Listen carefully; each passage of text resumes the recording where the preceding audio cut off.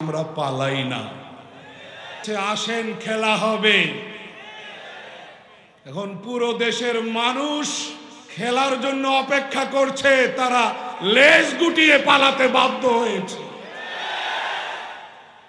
শহীদদের রক্তের সাথে বাংলাদেশে আর কোনো গাদ্দারি চলবে না। ইসলাম আর কোরআন সুন্নাহর বিরুদ্ধে এই বাংলাদেশে আর কোন সিদ্ধান্ত মেনে নেওয়া হবে না।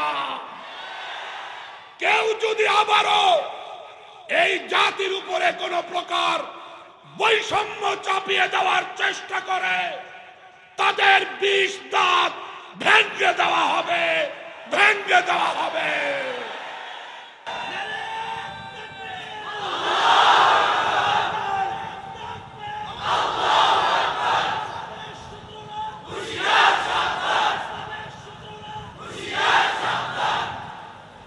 আমরা আল্লাহর গোলাম,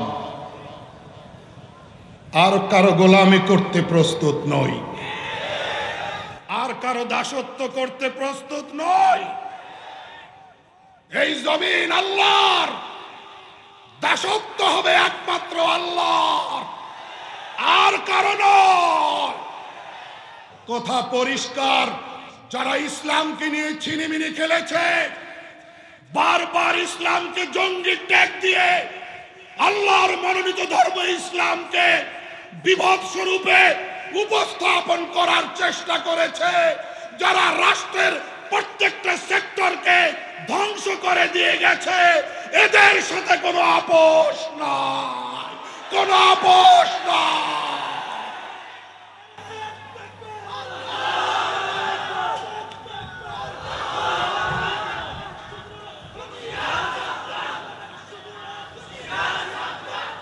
কেউ বলে যদি আবার আসে তখন আপনাদের কি হবে, এরকম বলতেছেন। আরে কি হবে ওইটা মাথায় নিয়েই তো বলতেছি। মোদি আসবে বাংলাদেশে, আমরা মানতে পারতেছিলাম না, কারণ তার হাত ভারতের অসংখ্য মুসলমানের রক্তে রঞ্জিত। তাকে গুজরাটের কসাই বলা হয়, এমনি এমনিতেই কসাই বলা হয় না। সে প্ল্যান নিয়েছে ভারতকে মুসলিম শূন্য রাষ্ট্র বানাবে, এই জন্য মুসলমানদেরকে পাখির মতো মারবে। এই কসাই বাংলাদেশে আসবে, আমরা মানতে পারতেছিলাম না, আমরা প্রতিবাদ জানাতে এসেছি। এটাই অপরাধ। মাহে রমজানের মতো মোবারক মাসে আমার আগে নামাজের আগে বয়ান করে গেছেন মুফতি সাখাওয়াত হোসেন রাজি সাহেবকে ইফতারির আগে পরে নিয়ে গেছে পহেলা রমজান দিনগত রাতে, আর আমাকে তারাবির সময় তারাবির অবস্থায় নিয়ে গেছে।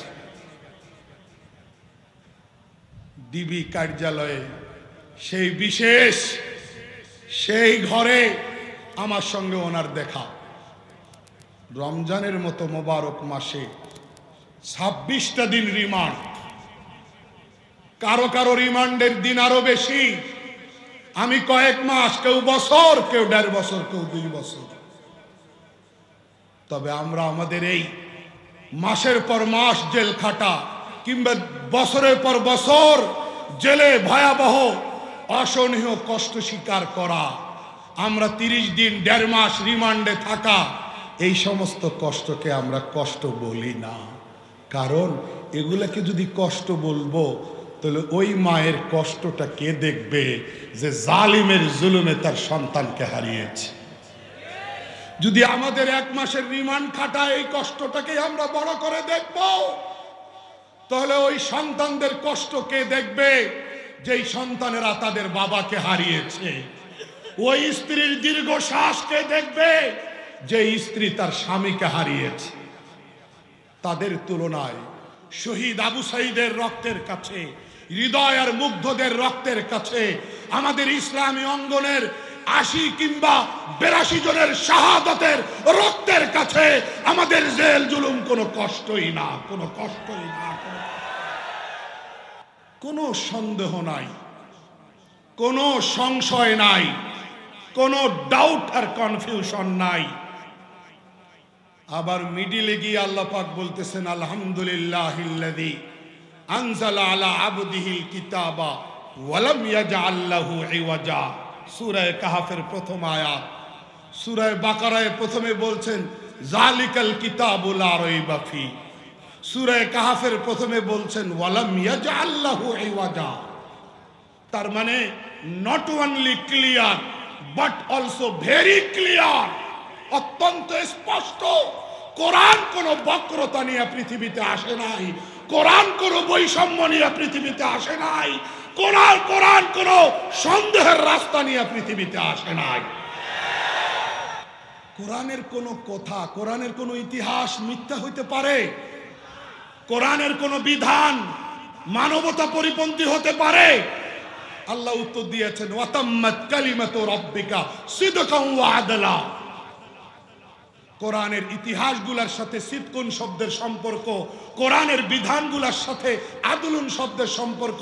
মানে এই আয়াত মেসেজ দিচ্ছে কোরআনের ইতিহাস সংশ্লিষ্ট আয়াতগুলো শতভাগ সঠিক, কোরআনের বিধান সংশ্লিষ্ট আয়াতগুলো শতভাগ সঠিক। ওয়াতাবুজ যাকাত ওয়া আমারু বিল মারুফ ওয়া নাহাউ আনিল মুনকার ওয়ালিল্লাহি আকিবাতুল উমুর। এরা ওই পর্যায়ের ঈমানদার। আল্লাহ বলেন আমি তাদেরকে যদি রাষ্ট্র ক্ষমতা দেই, শাসন ক্ষমতা দেই, এরা বিট্রে করবে না, এরা বিশ্বাসঘাতকতা করবে না, বরং এরা দায়িত্বের প্রতি সুবিচার করবে, আমানতের হেফাজত করবে। তারা দায়িত্বপ্রাপ্ত হইয়া ক্ষমতার চেয়ারে আসীন হইয়া তারা শাসন ক্ষমতা হাতে পাইয়া তারা আমি আল্লাহকে ভুলবে না, বরং তারা দায়িত্বপ্রাপ্ত হইয়া নামাজ কায়েম করবে, যাকাত দেবে, সৎ কাজের আদেশ দেবে, অসৎ কাজ থেকে তারা বিরত রাখবে।